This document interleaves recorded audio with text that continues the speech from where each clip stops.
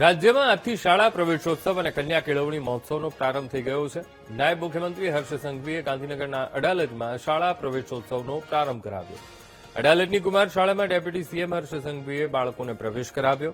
ભૂલકાઓને શિક્ષણ કીટ આપીને મોઢું મીઠું કરાવ્યું। આંગણવાડીથી લઈ પ્રાથમિક શાળા સુધીના બાળકોનો પ્રવેશ કરાવવામાં આવ્યો।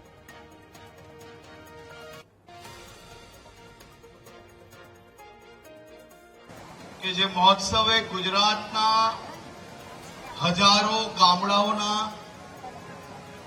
લાખો વિદ્યાર્થીઓનું જીવન બદલ્યું છે એવા શાળા પ્રવેશ ઉત્સવના 23 વર્ષ અને આ 23 વર્ષમાં હજારો લાખો યાદો અહીંયા બેઠેલા જે 9મા 10માના વિદ્યાર્થીઓ છે તે લોકોએ તો આનો આનંદ અને આનો અનુભવ અનેક વર્ષો પહેલા કર્યો હતો।